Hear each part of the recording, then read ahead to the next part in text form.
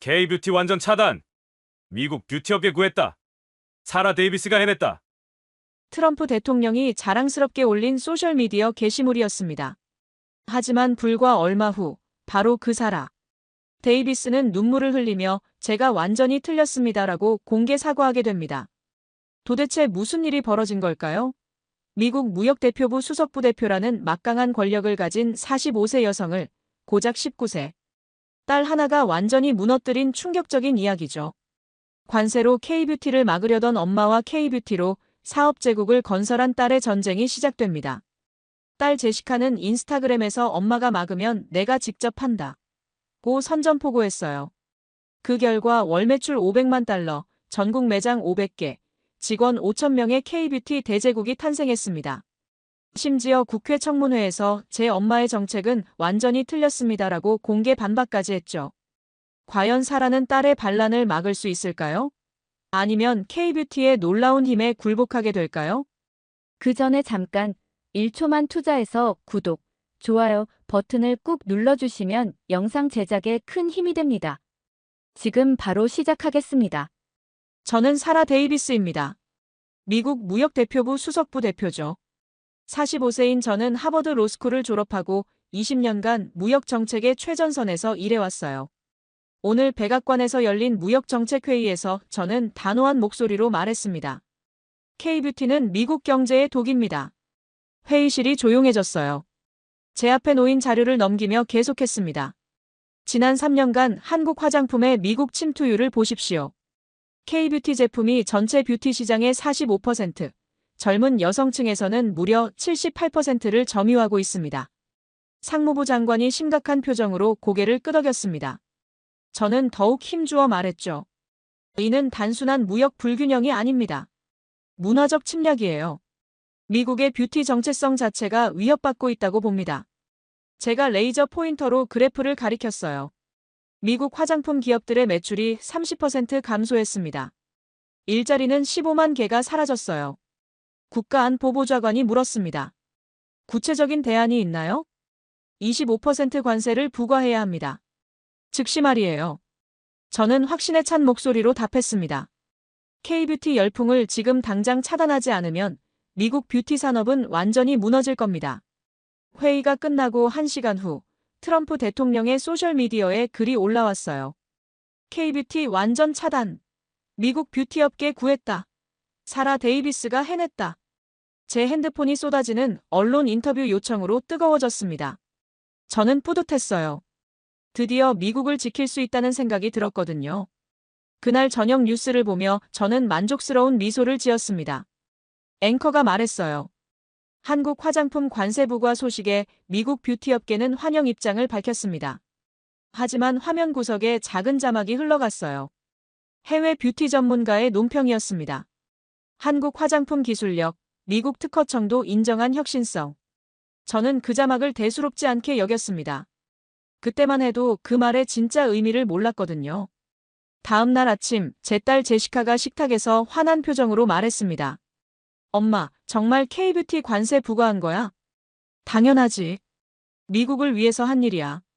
제가 자랑스럽게 대답하자 제시카가 소리쳤어요. 엄마는 정말 몰라. K뷰티가 얼마나 혁신적인지. 저는 어이없어서 웃었습니다. 10대 아이의 투정쯤으로 여겼거든요. 하지만 제시카의 눈에는 진짜 분노가 담겨 있었어요. 그걸 알아챘어야 했는데 말이죠. 그날 오후 제 사무실에서 저는 관세 효과 예측 보고서를 검토했습니다. 컴퓨터 화면에는 희망적인 전망들이 가득했어요. 미국 뷰티업계 회복 시나리오, 일자리 증가 예측, 무역 수지 개선 효과. 모든 데이터가 제 판단을 뒷받침했습니다. 저는 확신했어요. 이 정책은 반드시 성공할 거라고. 새벽 6시, 저는 제시카 방에서 들려오는 소음에 잠이 깼습니다. 무슨 일인지 확인하러 갔더니 제시카가 링라이트 앞에 앉아 뭔가를 촬영하고 있더군요. 뭐 하는 거야? 인스타 라이브요. 제시카가 카메라를 끄지도 않고 대답했어요. 새벽 6시에? 네. 지금이 가장 좋은 시간이에요. 저는 이해할 수 없었습니다. 요즘 아이들의 행동은 정말 알 수가 없어요. 하지만 오전 10시쯤 제 비서가 급하게 전화를 걸어왔어요. 대표님, 큰일 났어요. 무슨 일인가요? 따님이 인스타그램에서 난리가 났어요. 저는 급하게 인스타그램을 확인했습니다. 제시카의 계정에 올라온 릴스 영상이었어요. 안녕하세요, 여러분. 저는 제시카 데이비스예요. 화면 속 제시카가 말했습니다. 제 엄마가 K뷰티에 관세를 부과했어요. 하지만 저는 절대 포기하지 않을 거예요. 제가 깜짝 놀라서 계속 봤어요. 엄마가 막으면 내가 직접 한다. 오늘부터 제이뷰티 온라인 쇼핑몰을 오픈합니다. 영상에는 각종 한국 화장품들이 예쁘게 진열되어 있었어요. 에센스, 크림, 마스크팩까지. 한국 화장품이 제 인생을 바꿨어요. 여러분도 이 마법을 경험해보세요. 조회수가 실시간으로 올라가고 있었어요. 50만, 100만, 200만. 댓글들이 폭발적으로 달리고 있었습니다. 제시카 사랑해. K뷰티 포에버. 엄마한테 지지 마. 저는 급하게 제시카를 불렀어요. 제시카, 당장 내려와. 제시카가 여유롭게 계단을 내려왔어요.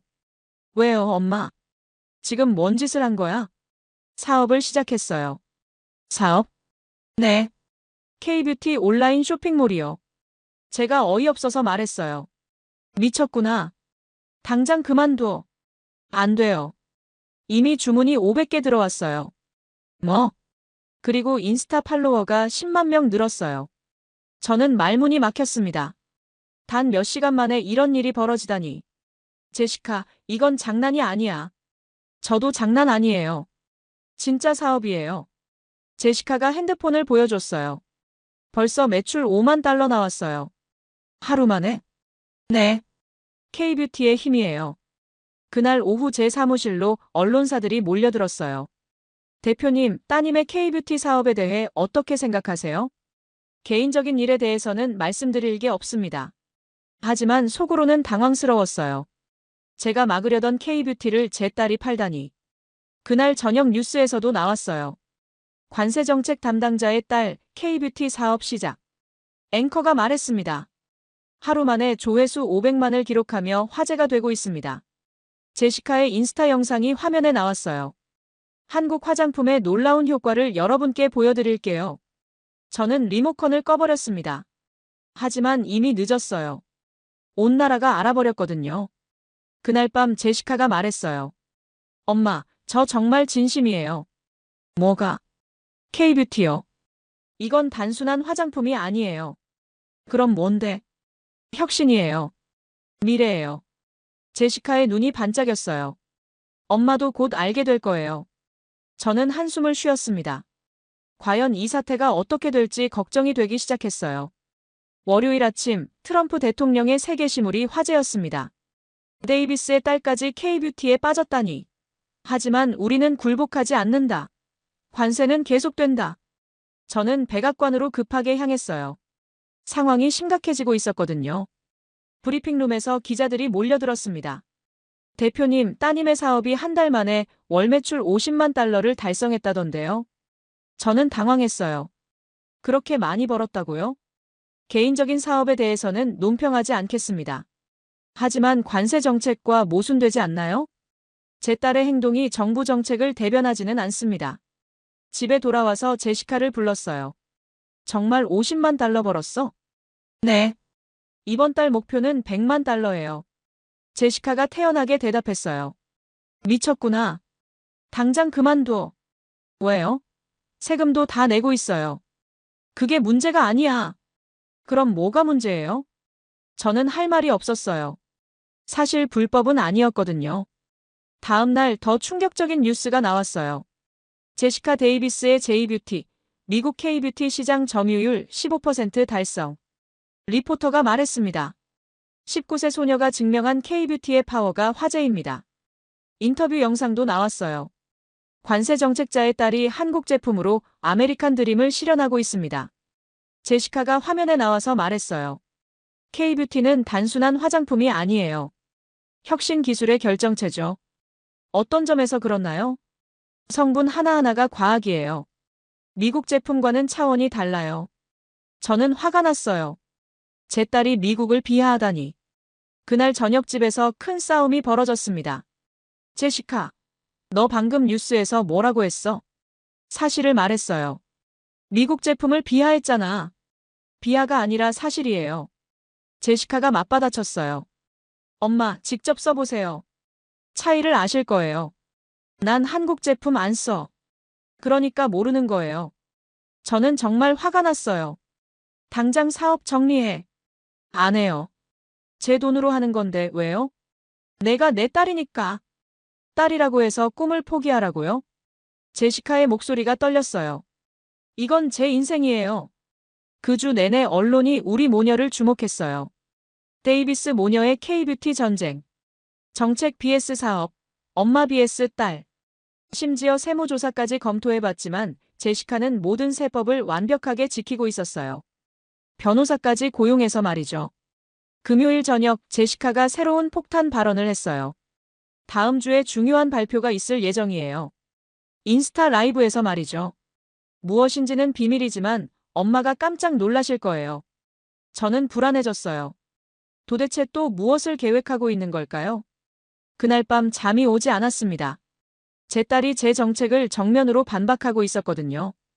더 무서운 건 그녀가 성공하고 있다는 거였어요. 과연 다음엔 무슨 일이 벌어질까요? 저는 두려웠습니다. 화요일 아침, 저는 충격적인 소식을 들었습니다. 제시카가 하원무역위원회 청문회에 증인으로 출석한다는 거였어요. 누가 부른 거야? 저는 급하게 제시카에게 물었어요. 민주당 의원들이요. 뭘 증언하려고? K뷰티의 경제적 효과요. 제시카가 태연하게 대답했어요. 미쳤구나. 가면 안 돼. 왜요? 제가 직접 경험한 걸 말하는 건데. 저는 말릴 수 없었어요. 이미 공식 통보가 나갔거든요. 청문회 당일, 저는 방청석에 앉아 있었습니다. 제시카가 증인석에 앉은 모습을 보니 복잡한 심정이었어요. 위원장이 말했습니다. 증인은 선서하시기 바랍니다. 제시카가 손을 들고 선서했어요. 저 제시카 데이비스는 진실만을 말할 것을 맹세합니다. 첫 번째 질문이 들어왔어요. 증인의 K뷰티 사업 현황을 말씀해 주세요. 3개월 만에 월 매출 50만 달러를 달성했습니다. 청문회장이 술렁였어요. 직원은 몇 명입니까? 현재 정규직 15명, 파트타임 30명을 고용하고 있습니다. 세금은 얼마나 납부했나요? 연방세와 주세 합쳐서 12만 달러입니다. 민주당 의원이 질문했어요. K뷰티가 미국 경제에 미치는 긍정적 효과는 무엇입니까? 제시카가 자신있게 대답했어요. 첫째, 일자리 창출입니다. 제 사업으로만 45명이 일하고 있어요. 둘째는요? 세수 증가입니다. K뷰티 관련 사업으로 연간 800만 달러의 세수가 발생합니다. 셋째는요? 미국 소비자들의 선택권 확대입니다. 그때 공화당 의원이 날카로운 질문을 던졌어요. 하지만 당신 어머니의 관세 정책과 모순되지 않습니까? 제시카가 잠시 저를 바라봤어요. 그리고 단호하게 말했습니다. 제 엄마의 정책은 완전히 틀렸습니다. 청문회장이 조용해졌어요. 저는 충격을 받았습니다. 어떤 점에서 틀렸다고 생각합니까? 현실을 모르고 정책을 만들었어요. 제시카가 계속했습니다. K뷰티는 미국 경제를 해치는 게 아니라 도와주고 있어요. 구체적인 근거가 있습니까? 제시카가 준비해온 자료를 꺼냈어요. K뷰티 산업으로 미국에서 3,000개의 일자리가 새로 생겼습니다. 정말입니까? 네. 유통, 마케팅, 서비스업까지 포함해서요. 또 다른 의원이 물었어요. 관세가 소비자에게 미치는 영향은 어떻습니까? 가격이 2배로 올랐어요. 서민들이 가장 큰 피해를 보고 있습니다. 제시카의 목소리에 확신이 넘쳤어요. K뷰티를 막는 건 미국 소비자를 막는 거예요. 마지막 질문이 나왔어요. 증인이 정부에 바라는 점이 있다면? 제시카가 저를 똑바로 바라보며 말했어요. 관세를 철회해 주세요. K뷰티는 미국의 적이 아니라 파트너입니다. 청문회가 끝나고 저는 제시카에게 다가갔어요. 내가 정말 이러고 싶었어? 네. 진실을 말한 거예요. 엄마를 공개적으로 반박하는 게 진실이야? 엄마가 틀렸으니까요. 제시카의 눈에는 확신이 가득했어요. 그날 저녁 뉴스는 온통 제시카 얘기였습니다. 19세 소녀가 엄마의 정책을 정면 반박. K뷰티 전쟁, 딸의 승리. 저는 정말 혼란스러웠어요. 제 딸이 옳은 걸까요? 아니면 제가 옳은 걸까요? 수요일 아침, 저는 백악관에 긴급 소집되었습니다. 어제 청문회 때문이었어요. 사라, 상황이 심각해. 트럼프 대통령이 말했습니다. 내 딸이 우리 정책을 뒤흔들고 있어. 죄송합니다, 대통령님. 사과할 문제가 아니야. 해결책을 내놔. 저는 고민했어요. 딸을 어떻게 막을까요? 강경 대응하겠습니다. 뭔 뜻이야? 공개적으로 반박하겠습니다. 트럼프가 고개를 끄덕였어요. 좋아. 오늘 브리핑에서 해. 오후 2시 백악관 브리핑룸에 기자들이 몰려들었습니다.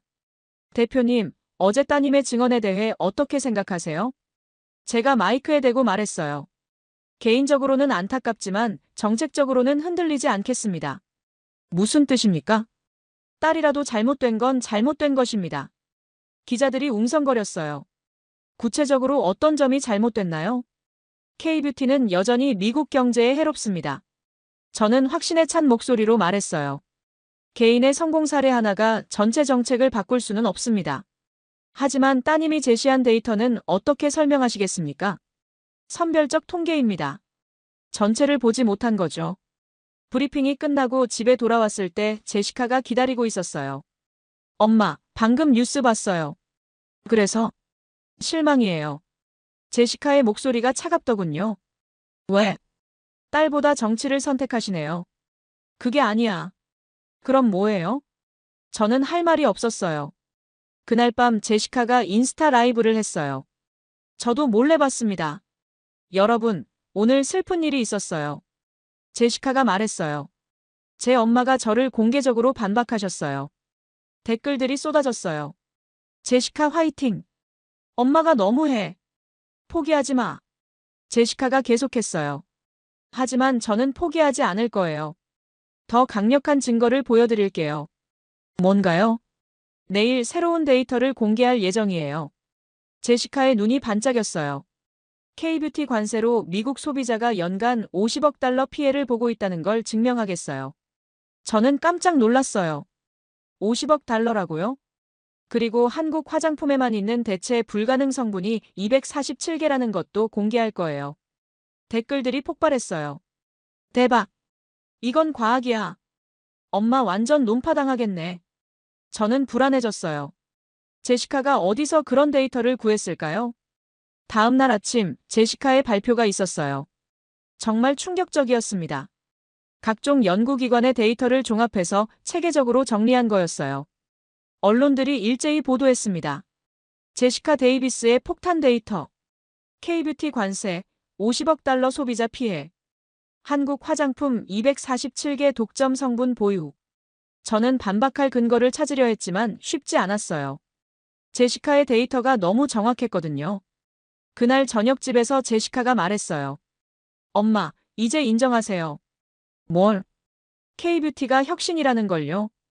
저는 고개를 저었어요. 아직 확신할 수 없어. 그럼 언제까지 버티실 거예요? 제시카가 한숨을 쉬었어요. 엄마도 곧 알게 될 거예요. 현실을 말이에요. 저는 점점 궁지에 몰리는 기분이었습니다. 과연 제가 틀렸던 걸까요? 금요일 아침, 저는 충격적인 소식을 들었습니다. 제시카가 한국의 주요 K뷰티 브랜드들과 독점 공급 계약을 체결했다는 거였어요. 뭐라고? 저는 비서에게 다시 물었어요. 따님이 설화수 후, 라네즈 등 10개 브랜드와 미국 독점 유통 계약을 맺었답니다. 그게 가능해? 네. 이제 미국에서 한국 화장품을 사려면 제이뷰티를 통해서만 가능합니다. 저는 머리가 어지러웠어요. 제 딸이 제 정책을 완전히 무력화시킨 거였거든요. 바로 제시카에게 전화했어요. 제시카, 지금 뭔 짓을 한 거야? 사업이요. 제시카가 태연하게 대답했어요. 독점 계약이라니. 한국 브랜드들이 먼저 제안했어요. 왜? 제가 미국 시장에서 가장 믿을 만한 파트너래요. 저는 할 말이 없었어요. 오후에 더 충격적인 뉴스가 나왔습니다. 제시카 데이비스, K뷰티 독점 공급으로 월 매출 200만 달러 예상. 리포터가 말했어요. 19세 소녀가 미국 K뷰티 시장을 장악했습니다. 제시카의 인터뷰 영상이 나왔어요. 관세 때문에 오히려 기회가 왔어요. 한국 브랜드들이 저를 믿고 맡겨주셨거든요. 앞으로 계획은 어떻게 되나요? 전국 매장 확장을 준비하고 있어요. 500개 지점이 목표예요. 저는 텔레비전을 꺼버렸어요. 더 이상 볼 수가 없었거든요. 그날 백악관에서 긴급회의가 열렸습니다. 사라, 이건 정말 문제야. 트럼프 대통령이 화를 냈어요. 내 딸 때문에 우리 정책이 완전히 망가졌어. 죄송합니다. 사과로 해결될 문제가 아니야. 상무부 장관이 말했어요. 사실상 관세 정책이 실패했다고 봐야 합니다. 왜요? 한국 브랜드들이 더 큰 이익을 보고 있어요. 독점권 때문에 가격을 더 올릴 수 있거든요. 국가안보보좌관도 덧붙였어요. 미국 전역의 뷰티샵들이 제시카한테 목을 매고 있어요. 그렇게 심각한가요? 네. 제시카를 통하지 않으면 한국 제품을 구할 수 없으니까요. 저는 완전히 패배한 기분이었어요. 그날 저녁 집에 돌아와서 제시카를 불렀어요. 제시카, 이제 그만하자. 뭘요? 사업 말이야. 이미 충분히 증명했잖아. 제시카가 고개를 저었어요. 아직 시작도 안 했어요. 뭐?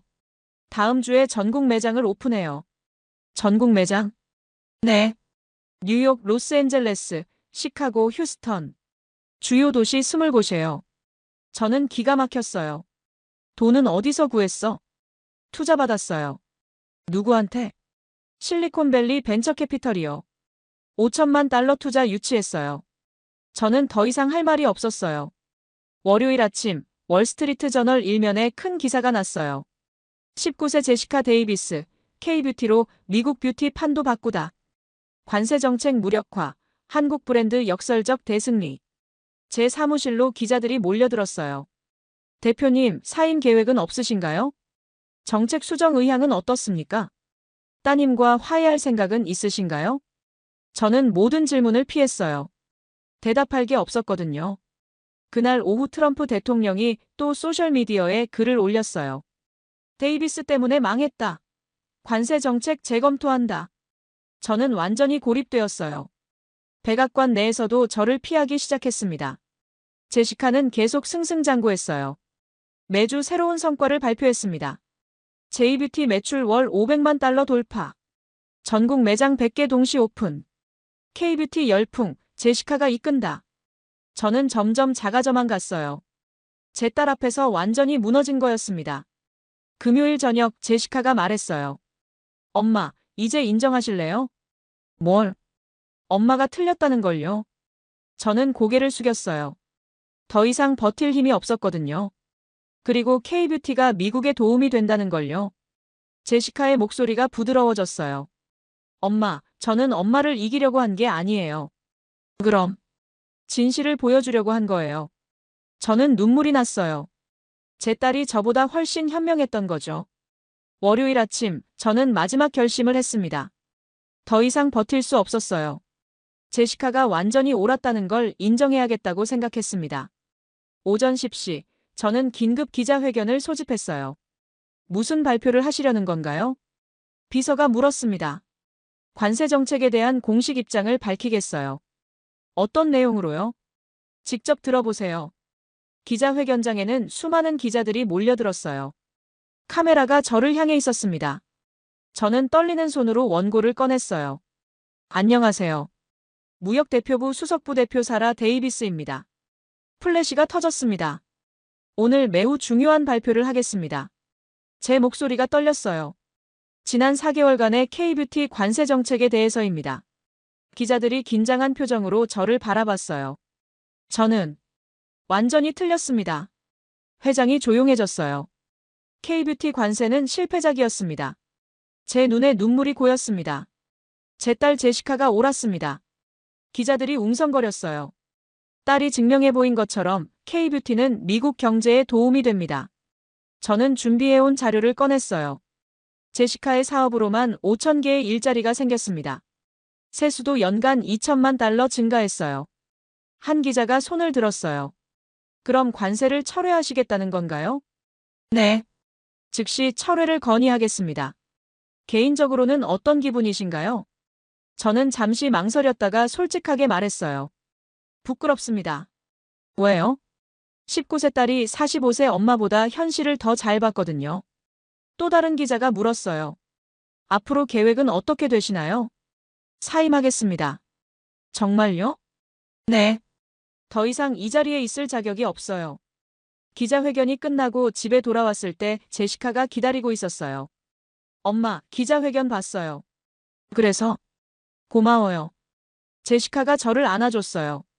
왜? 용기 내줘서요. 난 그냥 사실을 말한 거야. 그게 가장 어려운 일이잖아요. 제시카가 말했어요. 엄마, 후회하지 않으세요? 아니야. 이제야 진실을 봤어. 뭐가 진실이에요? K뷰티가 정말 혁신이라는 거. 제시카가 웃었어요. 그리고 내 딸이 나보다 훨씬 똑똑하다는 것도. 그날 저녁 뉴스는 온통 제 얘기였습니다. 사라 데이비스, 딸 앞에서 완전 항복. K뷰티 관세 정책, 공식 실패 인정. 19세 딸이 45세 엄마를 이기다. 저는 부끄러웠지만 후회하지 않았어요.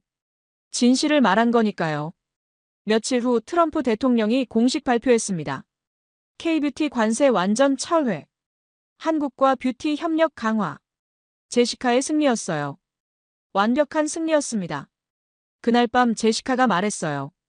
엄마, 한국 가고 싶지 않으세요? 왜? K뷰티의 본고장을 보러요. 저는 고개를 끄덕였어요. 그래, 가보자. 정말요? 응. 내가 얼마나 무지했는지 직접 확인하고 싶어. 제시카가 환하게 웃었어요. 엄마, 깜짝 놀라실 거예요. 뭐가? 한국이 얼마나 대단한지요. 저는 기대되기 시작했어요. 과연 한국은 어떤 나라일까요? 2주 후, 저와 제시카는 인천공항에 도착했습니다. 13시간의 긴 비행이었지만 설레는 마음의 피곤함을 잊을 수 있었어요. 엄마, 드디어 왔어요. 제시카가 신나서 말했어요. 정말 오긴 했구나. 저는 여전히 어색했어요. 제가 그렇게 막으려던 나라에 와 있다니. 공항에서 나오자 한국의 첫인상이 강렬했어요. 깨끗하고 현대적이었습니다. 엄마, 저기 봐요. 제시카가 가리킨 곳에는 거대한 K뷰티 광고가 있었어요. 설화수 신제품 출시. 후 비첩 글로벌 히트. 라네즈 워터뱅크 세계 1위. 저는 놀랐어요. 공항부터 K뷰티 천국이었거든요. 택시를 타고 명동으로 향했습니다. 기사 아저씨가 영어로 말해주더군요. 미국에서 오셨어요? K뷰티 보러 오셨나요? 네, 맞아요. 제시카가 대답했어요. 명동이 K뷰티 성지죠. 전 세계 사람들이 와요. 정말요? 네. 중국, 일본, 동남아는 물론이고 유럽에서도 와요. 저는 신기했어요. 한국 화장품이 이렇게 유명한 줄 몰랐거든요. 명동에 도착하자 정말 깜짝 놀랐어요. 거리 전체가 뷰티샵이었습니다. 와, 대박. 제시카가 감탄했어요. 엄마, 이게 진짜 뷰티 천국이에요. 올리브영, 이니스프리, 더 페이스샵, 에뛰드 하우스. 수십 개의 브랜드 매장이 빼곡했어요. 더 놀라운 건 외국인 관광객들이었어요. 정말 많았습니다. 저기 봐요, 엄마. 제시카가 가리킨 곳에 젊은 미국 여성들이 있었어요. 여기 와서 뭘 사고 있는 거지? 저는 궁금해서 다가갔어요. 실례합니다. 미국 분이시죠? 네, 맞아요. 그 여성이 반갑게 대답했어요.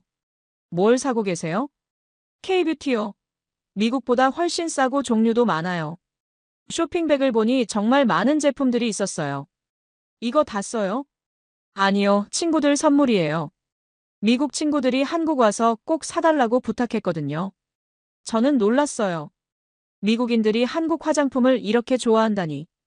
어떤 점이 좋아요? 성분이 달라요. 미국 제품으로는 느낄 수 없는 효과가 있어요. 다른 여성도 끼어들었어요. 저는 여기 오려고 휴가까지 냈어요.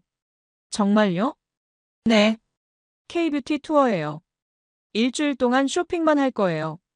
저는 충격을 받았어요. 관광 목적이 K뷰티라니.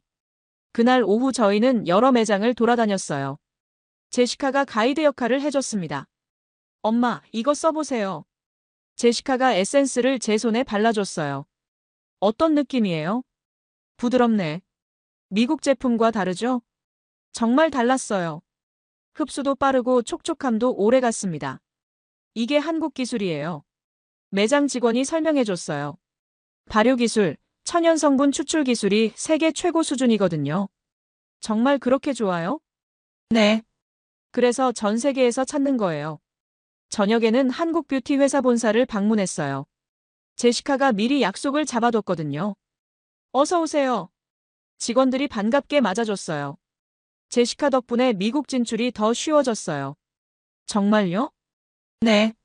제이뷰티가 한국과 미국을 잇는 다리 역할을 해주고 있어요. 회사 견학을 하면서 저는 놀랐어요. 연구시설이 정말 첨단이었거든요. 이곳에서 신제품을 개발해요. 얼마나 걸려요? 보통 2년에서 3년이요. 안전성 테스트만 6개월 해요. 그렇게 오래 걸려요? 안전이 최우선이거든요. 연구원이 설명해줬어요. 한 방울에도 정성을 다해요. 저는 감동받았어요. 이런 정성으로 만든 제품이었구나. 마지막 날, 제시카와 저는 한강공원에 앉아 있었어요. 엄마, 어때요? 뭐가? 한국이요. 저는 솔직하게 말했어요. 정말 놀라워. 어떤 점이요? 모든 게 체계적이고 정성스러워. 제시카가 웃었어요. 이제 이해하시겠어요? 뭘? 제가 왜 K뷰티를 사랑하는지요. 저는 고개를 끄덕였어요. 응. 이제 알겠어. 그리고 왜 관세가 말이 안 되는지도요? 그것도. 저는 제시카의 손을 잡았어요. 제시카야, 고마워. 뭐가요? 엄마의 눈을 뜨게 해줘서. 엄마도 고마워요. 왜? 용기 내서 인정해 주셔서요. 그날 밤 호텔에서 저는 일기를 썼어요. 한국은 정말 대단한 나라다. K뷰티는 단순한 화장품이 아니라 혁신의 결정체였다. 내 딸이 옳았다. 공항에서 한국을 떠나면서 저는 생각했어요. 이제 정말 알겠다고. 왜 전 세계가 K뷰티에 열광하는지. 미국에 돌아온 후 저는 새로운 일을 시작했어요. 한미뷰티 협력재단을 만든 거예요. 제시카는 한미뷰티 문화대사로 위촉되었습니다. 엄마, 우리 이제 진짜 파트너네요. 그러게. 경쟁자가 아니라. 지금도 제 사무실 벽에는 작은 액자가 걸려 있어요. 메이드 인 코리아 메이드 포 뷰티. 그리고 그 옆에는 제시카와 함께 명동에서 찍은 사진이 있습니다. 한국이 가르쳐준 것은 단순했어요. 진짜 혁신은 막을 수 없다는 것. 그리고 딸의 꿈을 지지하는 게 엄마의 역할이라는 것. 이제 저는 확신합니다. K뷰티는 미래이고 한국은 그 미래를 이끄는 나라라는 걸. 제시카가 말했던 것처럼 우리는 이제 진짜 파트너가 되었습니다. 중국이 전 세계를 상대로 사기를 치다 적발된 사건 기억하시나요? 2023년 튀르키예 대지진 당시 중국 외교관들이 국가 차원에서 벌인 충격적인 거짓말 사건 말입니다. 수만 명이 죽어가는 참혹한 재앙 현장에서 중국은 뻔뻔스럽게도 남의 공을 가로채려 했어요. 차나칼레 대교가 지진에 무너지지 않았다며 이건 우리 중국 기술이라고 전 세계에 허위 선전을 한 거죠. 하지만 진실은 충격적이었습니다. 그 다리는 한국 기업들이 4년간 피땀 흘려 지은 작품이었거든요. 중국은 계약에도 참여하지 않았어요.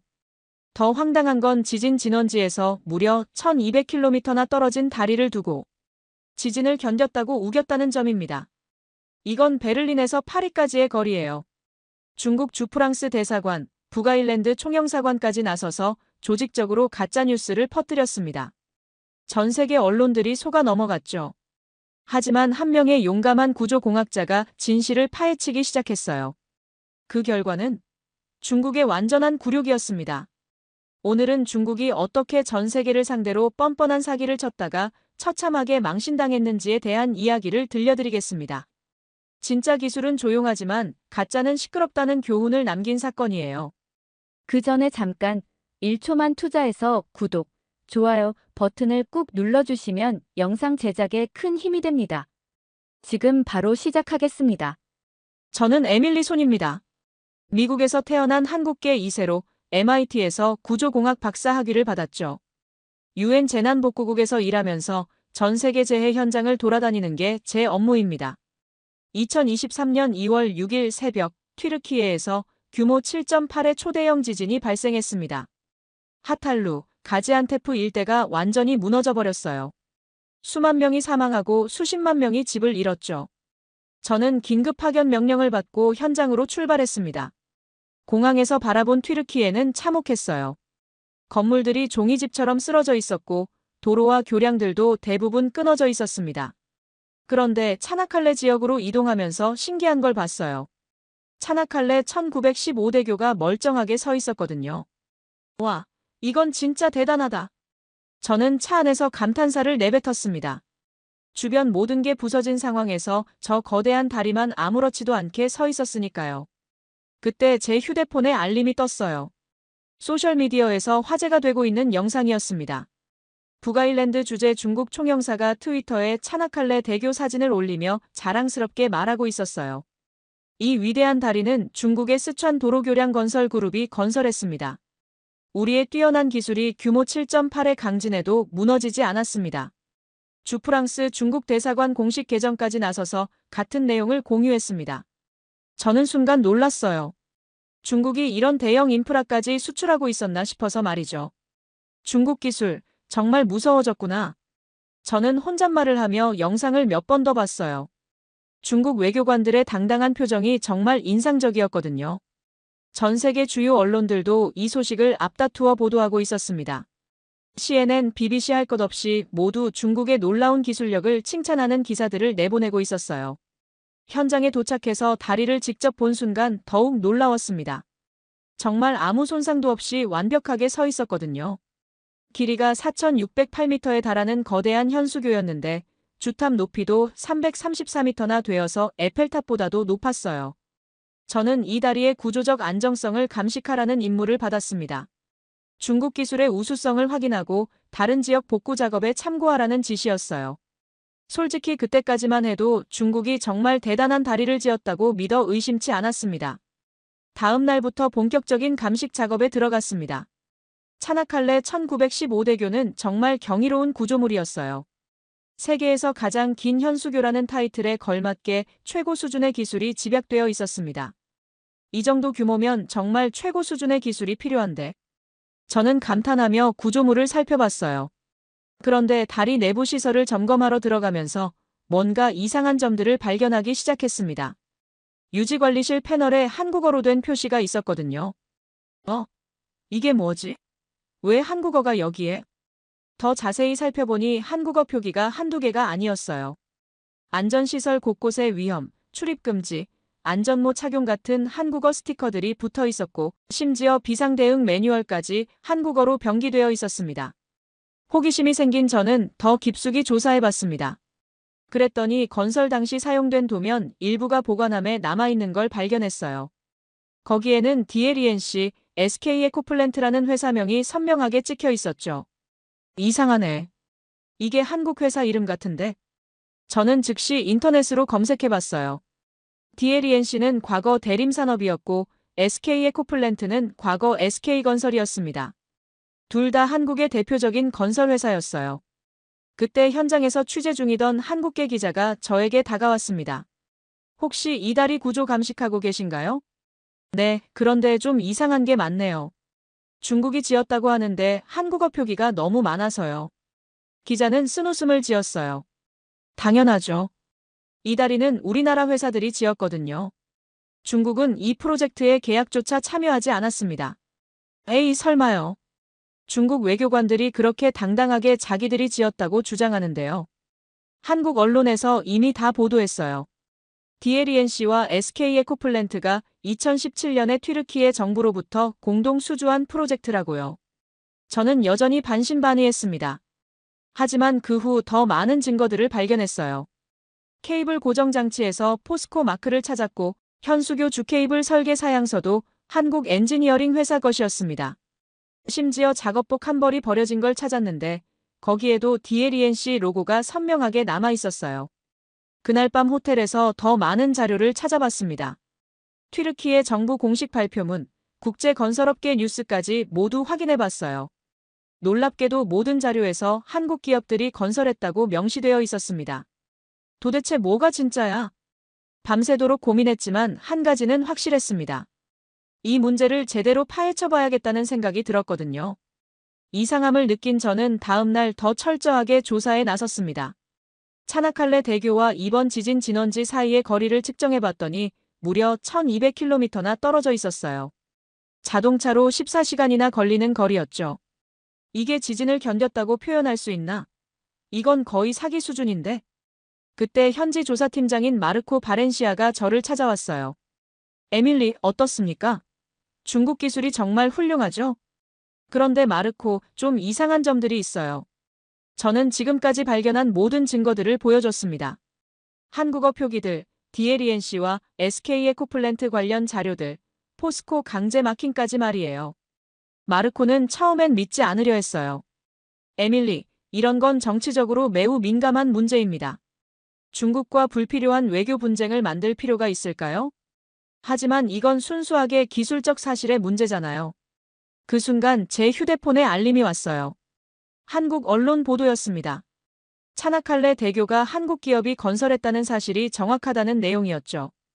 보도에 따르면 2017년 튀르키예 정부가 발주한 이 프로젝트를 DLENC와 SK 에코플랜트가 공동으로 수주했다고 나와 있었어요. 더 충격적인 건 중국의 스촨 도로교량 건설 그룹이 이 프로젝트에 아예 참여하지도 않았다는 점이었습니다. 이건 완전한 가짜뉴스잖아. 저는 즉시 트위터를 확인해봤어요. 전 세계 네티즌들이 중국 외교관들의 거짓 주장을 맹렬히 비판하기 시작했습니다. 이 다리는 지진 근처도 아니고 터키와 한국이 건설한 다리다. 당신은 외교관이 아니라 거짓말쟁이다. 중국 공산당은 무너진 건물에 갇힌 피해자들까지 이용하려고 한다. 반응이 거세지자 북아일랜드 주재 중국 총영사는 급히 해당 게시물을 삭제했습니다.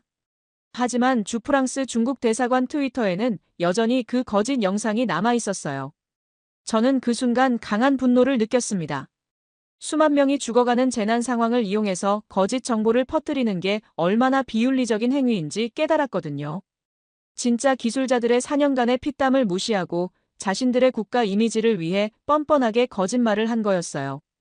이건 그냥 넘어갈 수 없어. 저는 그 순간 확고한 결심을 했습니다.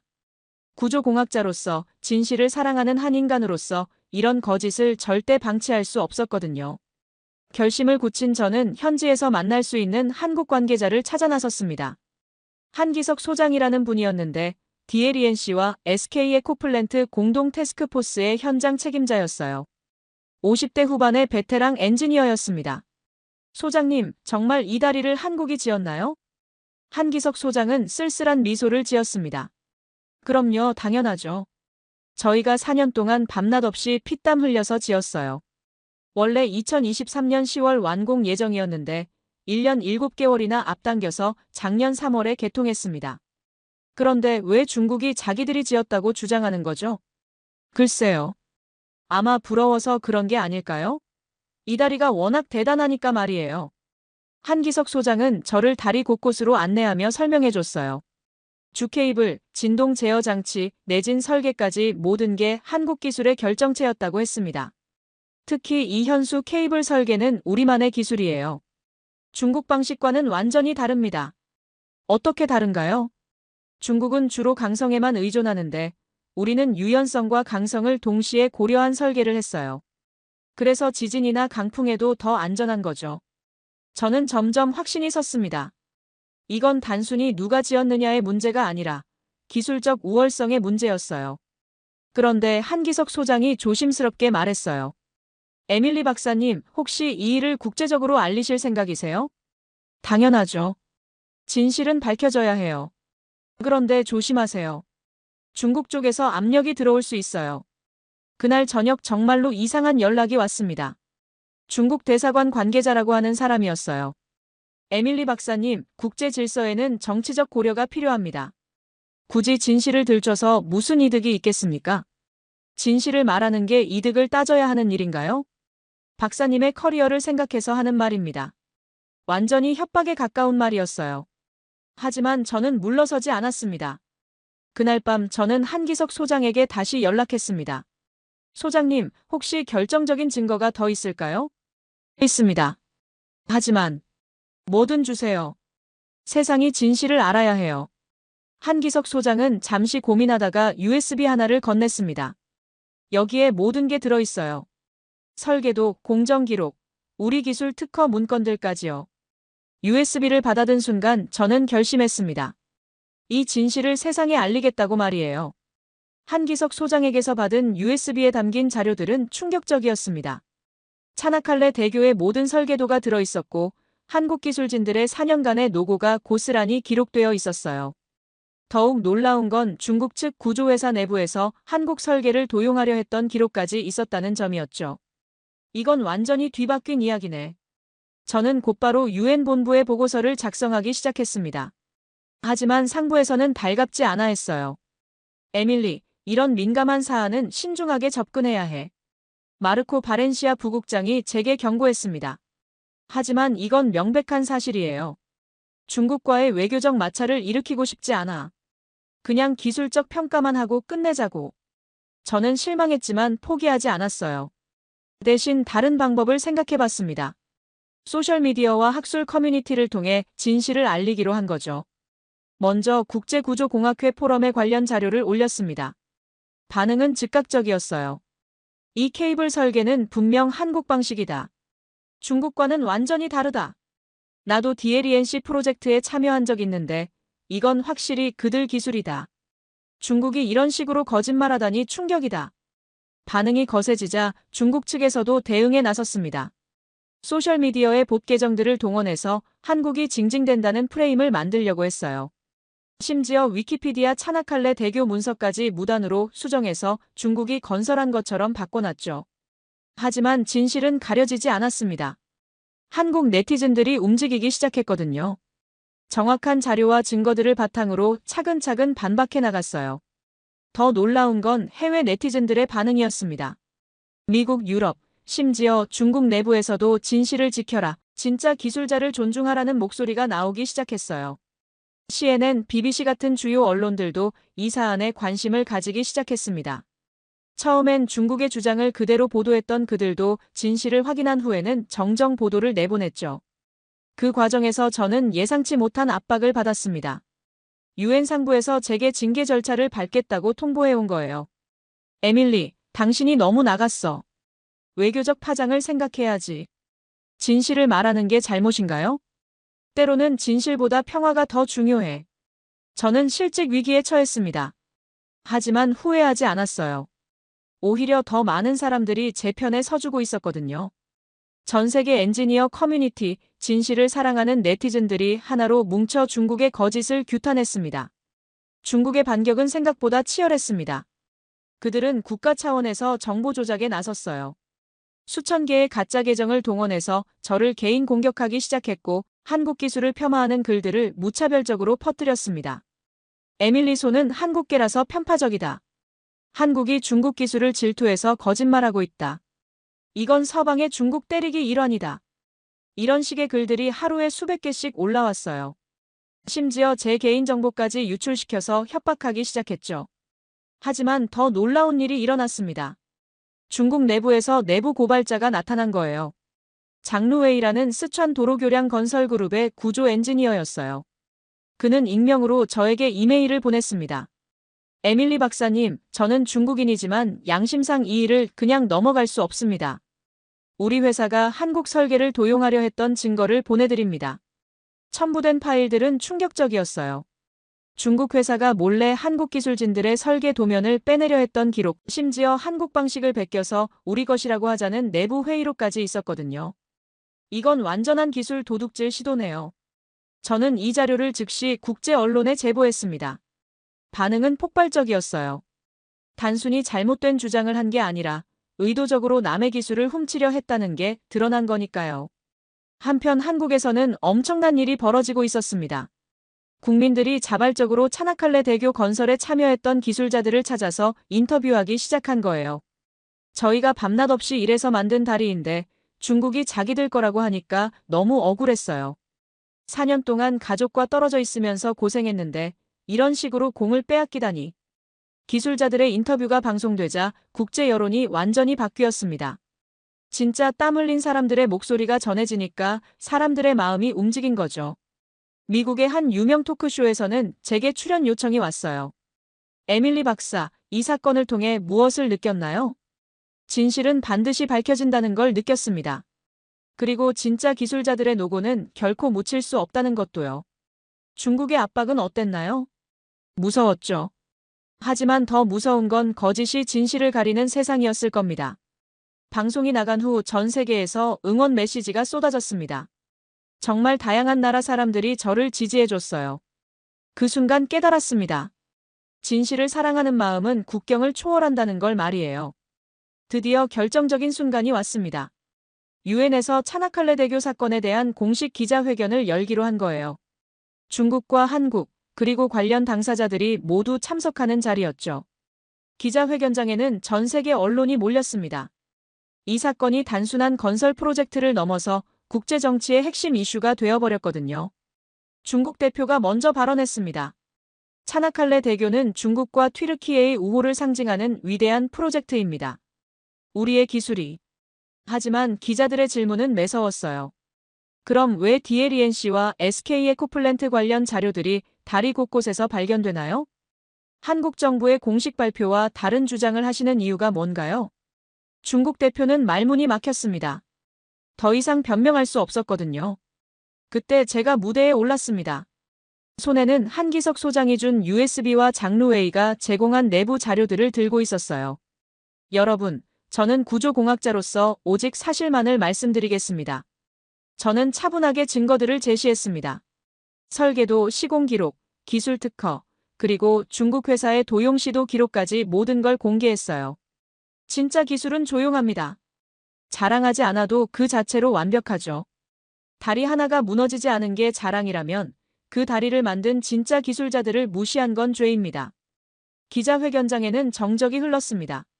그리고 한 명, 두 명씩 박수를 치기 시작했어요. 곧 기자회견장 전체가 기립박수로 가득 찼습니다. 중국 대표는 굳은 표정으로 자리를 떠났어요. 더 이상 할 말이 없었던 거죠. 한기석 소장도 무대에 올라와 마지막 말을 했습니다. 우리는 4년 동안 이 다리를 지으면서 한 번도 자랑한 적이 없습니다. 그냥 우리가 해야 할 일을 했을 뿐이에요. 하지만 오늘 진실이 밝혀져서 정말 기쁩니다. 그 순간 저는 눈물이 날 것 같았어요. 진짜 기술자의 진심이 느껴졌거든요. 자랑하지 않아도 말하지 않아도 묵묵히 최선을 다하는 그런 마음 말이에요. 기자회견이 끝난 후 전 세계 언론의 헤드라인이 바뀌었습니다. 한국이 지은 다리, 지진과 거짓말을 모두 견뎌내다. 침묵하는 기술의 승리. 한국 다리가 지진과 거짓을 동시에 견뎌냈다. 중국의 거짓말은 완전히 무너졌습니다. 그리고 한국 기술의 진가가 전 세계에 알려졌죠. 기자회견이 끝난 후 많은 변화가 있었습니다. 유엔에서는 저에게 징계 처분을 취소하고 오히려 진실 규명 공로를 인정해줬어요. 하지만 저는 다른 선택을 했습니다. 마르코, 저는 유엔을 그만두려고 해요. 왜? 이제 승진도 보장되는데. 더 의미 있는 일을 하고 싶어요. DLENC에서 저에게 기술연구원 초빙연구원 자리를 제안했거든요.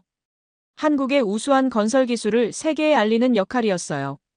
저는 기꺼이 수락했습니다. 한국에 오니 정말 새로운 세상이었어요. 겸손하지만 실력 있는 기술자들, 말없이 최선을 다하는 엔지니어들, 그리고 진실을 소중히 여기는 사람들이 있었거든요. 한기석 소장과 함께 전 세계 대학을 돌며 강연을 했습니다. 한국의 교량 기술이 얼마나 뛰어난지, 그리고 진실이 얼마나 소중한지 알리는 일이었어요. 기술에는 국경이 없지만 정직함에는 차이가 있습니다. 이게 제가 늘 하는 말이었어요. 기술은 모든 인류의 것이지만 그 기술을 대하는 자세는 사람마다, 나라마다 다르다는 뜻이었죠. 몇 개월 후 저는 튀르키예를 다시 방문했습니다. 차나칼레 대교 근처에서 지진 피해를 입었던 아이샤 카라라는 여성을 만났어요. 박사님, 정말 고맙습니다. 뭐가 고마우신가요? 진실을 밝혀주셔서요. 그리고 우리를 구해준 다리가 누가 만든 건지 알게 해주셔서요. 아이샤는 눈물을 흘리며 말했어요. 지진이 났을 때 우리는 차나칼레 대교를 통해 안전한 곳으로 피했어요. 그 다리가 아니었으면 우리 가족은 죽었을 거예요. 정말 고맙습니다, 한국. 그 순간 저는 깨달았습니다. 기술은 단순히 기술이 아니라는 걸요. 누군가의 생명을 구하는 것, 누군가의 희망이 되는 것, 그게 진짜 기술의 의미였어요. 차나칼레 대교를 바라보며 저는 생각했습니다. 이 다리는 단순히 강을 건너는 다리가 아니라 진실과 거짓을 가르는 다리였다고 말이에요. 그리고 그 다리 위에서 한국의 진짜 실력이 세상에 드러났다고요. 지금도 그 다리는 묵묵히 자리를 지키고 있습니다. 자랑하지 않아도 말하지 않아도 그 자체로 완벽한 모습으로요. 마치 그것을 만든 한국 기술자들처럼 말이에요.